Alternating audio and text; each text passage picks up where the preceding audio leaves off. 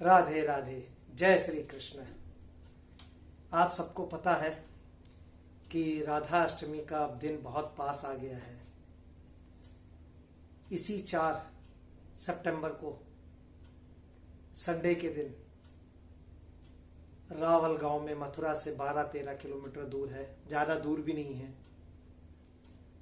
राधा माई जो है प्रकट हुई थी।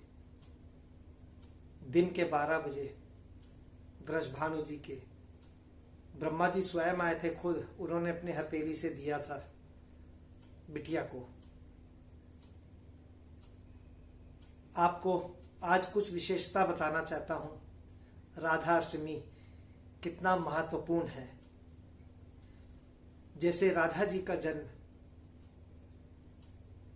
शुक्ल पक्ष की अष्टमी में हुआ था, भादो महीने के, उसी तरीके से वृंदावन में जहां पर आप जाते ना, बांके बिहारी जी का मंदिर,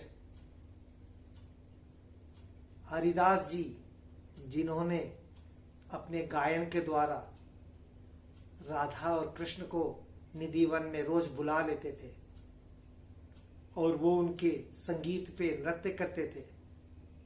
जो आप मूर्ति जिसकी दर्शन करने जाते हैं, वो राधा जो है कृष्ण में ही समा गई थी और मूर्ति रूप में विराजमान हो गई थी। कभी भूल से ये मत समझना ये मूर्ति है।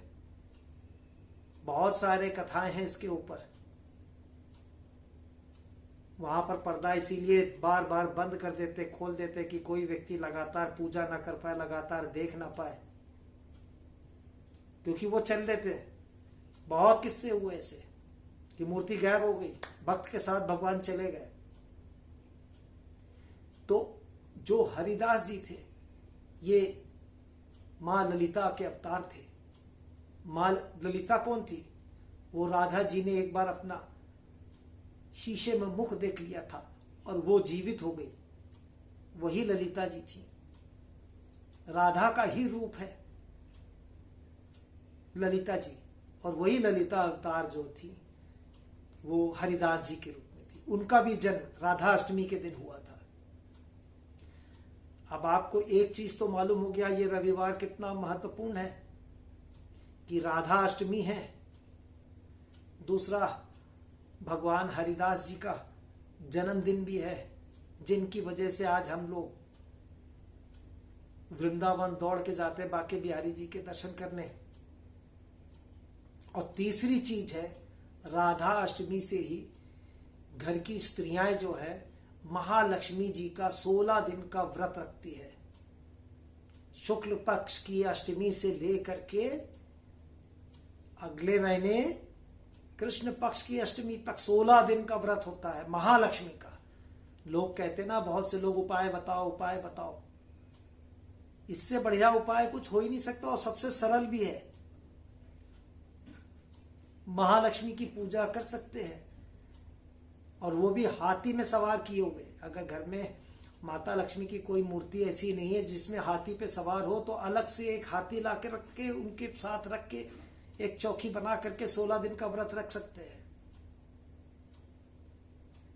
एक चीज और मैं आज आपको बताना चाहूंगा कि राधा अष्टमी का व्रत आप लोग जरूर रहना। 1000 एकादशी व्रत रहने का फल राधा अष्टमी में व्रत रहने के बराबर होता है। 1000 एकादशी यानी लगभग 43 से 44 साल। एक साल में 24 एकादशी होते हैं, तो आप हिसाब लगा लीजिए, लगभग 43 साल 44 साल जब आप लगातार रहेंगे एकादशी का व्रत, तो वो जो फल मिलेगा उसका मात्र एक दिन राधा अष्टमी के दिन व्रत रहने से मिलता है। और अगर आप यही व्रत किसी तीर्थ स्थान में करें, किसी भी तीर्थ स्थान पे, चाहे वो ज्योतिर्लिंग हो, चाहे जो भी माता का मंदिर हो, किसी भी तीर्थ स्थान पे अगर करते हैं जो भी आपके घर के पास में है, तो ये उसका भी 1000 गुना ज्यादा फल हो जाता है। इसीलिए मैं पूरी कोशिश करता हूं कि मैं इस बार राधा अष्टमी में रावल गांव पहुंच जाऊं, और ये तभी संभव हो सकता है जब माता की कृपा हो, क्योंकि सोचता तो मैं हर बार हूं देखो शायद इस बार मैं सफल हो जाऊं पहुंचने में। अगर मैं पहुंच गया तो मैं कोशिश करूंगा। बहुत लोगों ने कहा है कि मुझे वहां से लाइव दर्शन कराना। राधा जी का बाल्य रूप है वहां पर। जब राधा जी घुटने के बल चलती थी ना, वही बाल रूप है वहां पर। और वहां पर राधा और कृष्ण एक वृक्ष के रूप में 5000 वर्षों से आज भी विराजमान है वहां पर।